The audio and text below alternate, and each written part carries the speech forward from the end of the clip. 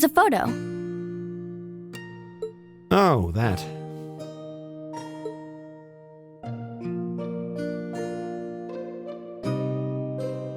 Aww, look at cute little Machias there.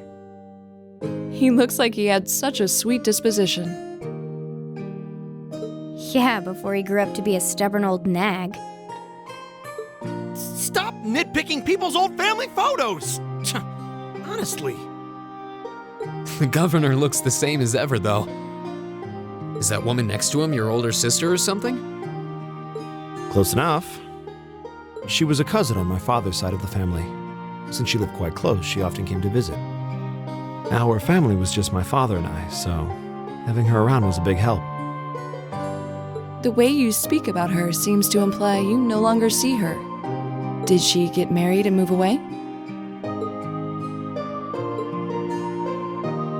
She died.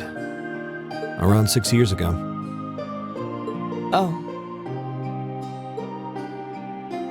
I see. And that has something to do with why you hate the nobility, right?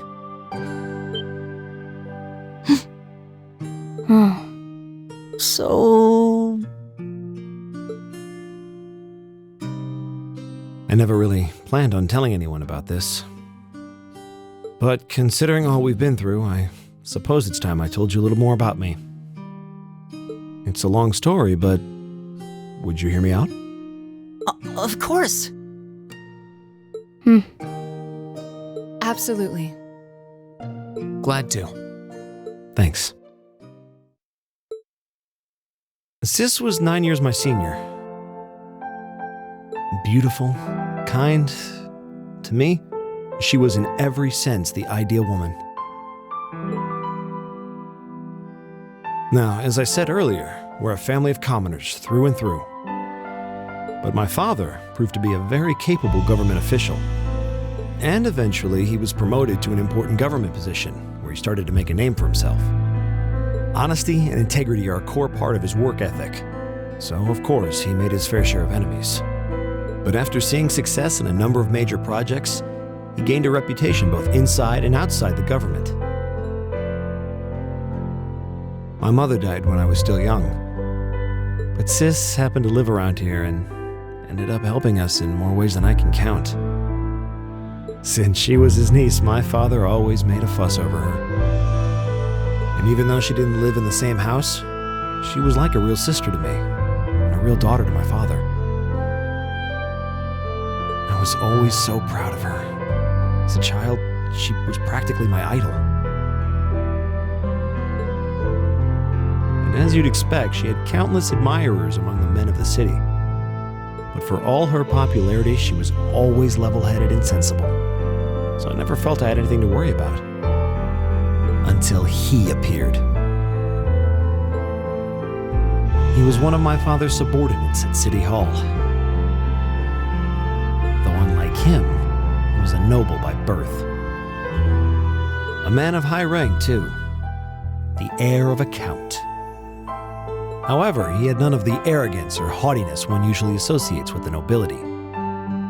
When I met him myself, he came across as an honest and loyal man.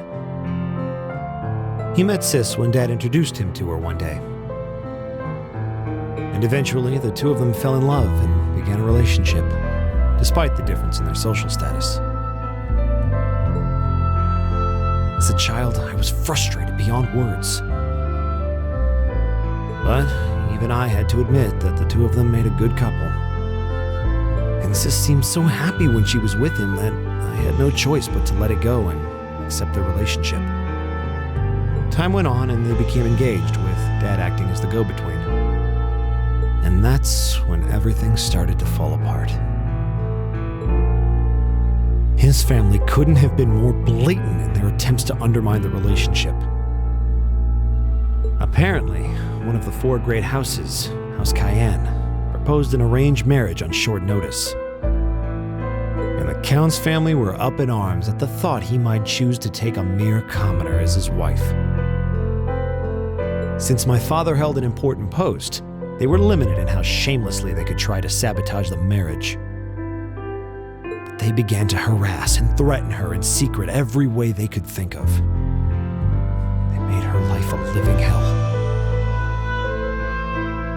Maybe she didn't want to cause trouble for the man she loved, or perhaps she did it out of consideration for my father.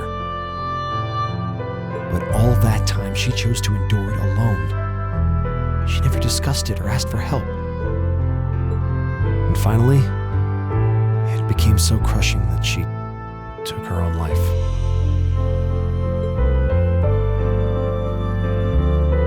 It was only afterward that my father and I learned what had really happened. It seems that at the very last, he had chosen to betray her love for him. But I told her, he said. I told her I'd treasure her as my mistress instead if she'd just accept that we couldn't be married. I just don't understand it. Why would she take her own life?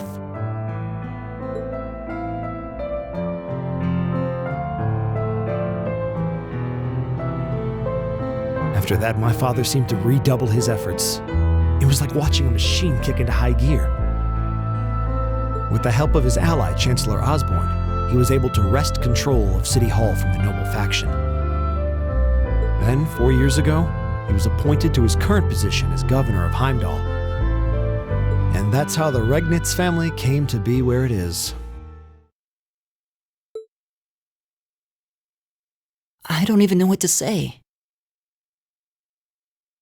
So that's why you started hating nobles? Yeah. I was so furious at Sis's death. My hatred needed to be directed at someone. Anyone. First I blamed her fiancé, then his family, then the family of the Duke who tried to intervene. In the end, I just hated the nobility as a whole. The people, their culture, the entire idea of social classes. I desperately wanted the strength to win against them, to show how right I was, how wrong they were.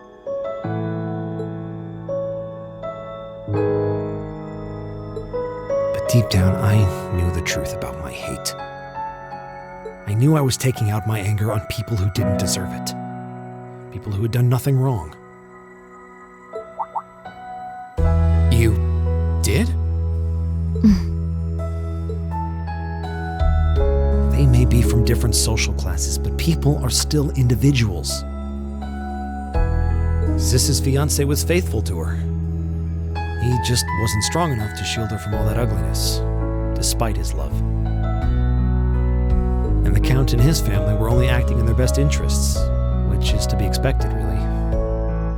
Ultimately, I've had to acknowledge that not all commoners are good people, and not all nobles are unworthy of respect. Eustace might not have done much to change my opinion. But getting to know you two showed me that there are nobles who live up to that name. Machias. I have no idea how my father feels about all of this. But this is how I've come to feel. I see. You have my thanks. I'm glad you felt you could talk to us about it.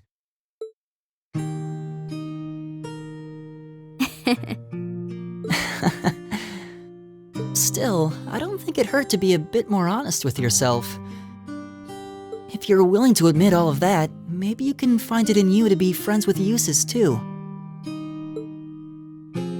Are you kidding me? I might accept that not all nobles are bad, but that arrogant, self-centered fool can go choke on a palm. Always mocking me for spending so much time studying, or telling me I need to get out more. I don't think he goes quite that far. Besides, I don't think he does it on purpose. He doesn't mean any harm. That's the most irritating part! He does it without thinking!